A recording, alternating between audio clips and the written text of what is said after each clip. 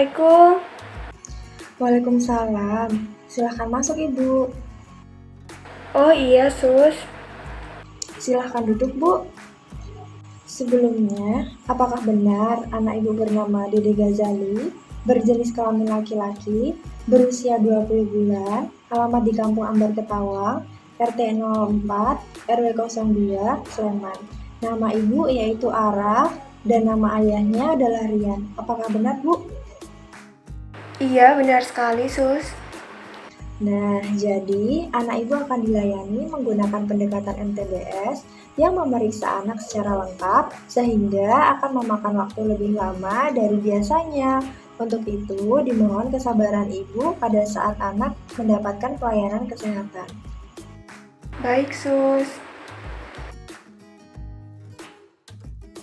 Sekarang, Ananda Dede diukur berat badan, tinggi badan, dan suhu tubuhnya terlebih dahulu ya. Iya, Sus. Dek, diperiksa dulu ya. Yuk, Dek, diperiksa sama suster dulu ya.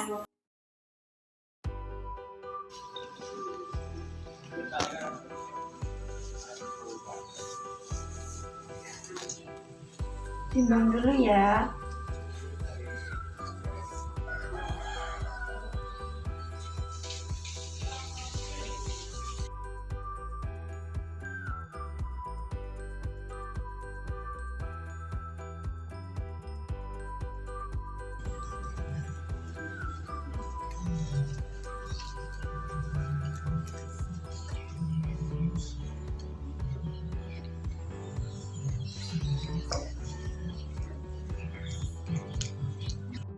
Bagaimana Sus hasilnya?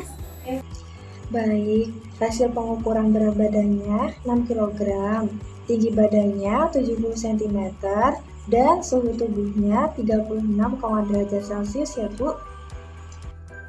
Apakah itu normal, Sus? Berdasarkan umurnya, berat badan Ananda Dede ini tergolong rendah Bu. Lalu bagaimana, Sus? Nanti ya Bu, untuk tindakan apa yang perlu Ibu lakukan akan dokter jelaskan setelah pemeriksaan ini selesai. Baik, Sus. Sebelumnya, saya mau tanya Bu, anak Ibu sakit apa ya? Gini, Sus. Sudah beberapa hari ini, anak saya rewel dan susah minum ASI. Apakah ini kunjungan pertama Ibu ke sini? Iya, Sus. Ini merupakan kunjungan pertama. Ibu, apakah anak Ibu bisa minum atau menyusu? Lalu, apakah anak Ibu memuntahkan kembali? Sedikit susah minum ASI-nya, Sus. Tetapi anak saya juga tidak pernah memuntahkannya kembali. Apakah anak Ibu pernah atau bahkan sering kejang-kejang? Tidak pernah, Sus. Berapa kali Bu, dalam 24 jam anak Ibu minum ASI? Kurang lebih 6 kali, Sus. Saya menyusui anak saya dalam sehari. Lalu, bagaimana dengan makan dan minumnya Bu? Apakah makan atau minum yang lain juga selain ASI? Saya memberikan anak saya bubur dan susu formula, Sus. Terkadang nasi dengan lauk pauk. Saya juga sering memberikan buah-buahan. Minumannya jika tidak susu, saya beri air putih. Alat yang digunakan untuk memberikan minum anak Ibu pakai apa ya Bu? Biasanya saya menggunakan cangkir, Sus.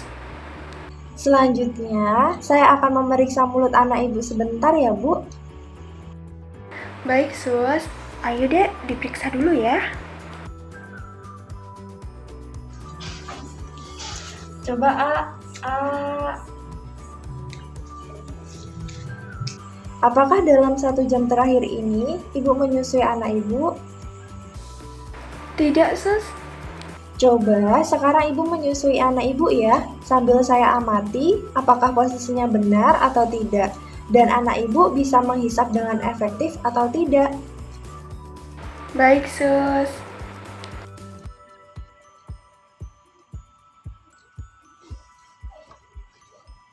Baik Bu Ara, saya sudah melakukan pengajian terhadap anak Ibu. Saya akan melaporkan hasilnya terlebih dahulu pada dokter ya. Tunggu sebentar ya Bu. Baik sus, akan saya tunggu. Selamat pagi, Bu. Selamat pagi juga dokter. Tadi saya sudah menerima laporan pengkajian anak Dede dan terdapat beberapa permasalahan terkait berat badan rendah dan masalah pemberian ASI. Didapatkan berat badan anak Dede 6 kg, itu tergolong di bawah rentang normal. Kira-kira apa yang menyebabkan anak Ibu Ara ini berat badannya rendah ya, Dok? Jadi ada beberapa faktor yang dapat mempengaruhi berat badan bayi, yaitu faktor genetik atau keturunan, penyakit, asupan gizi, ekonomi, psikologis, dan faktor obat-obat yang dikonsumsi. Oh, begitu, Dok.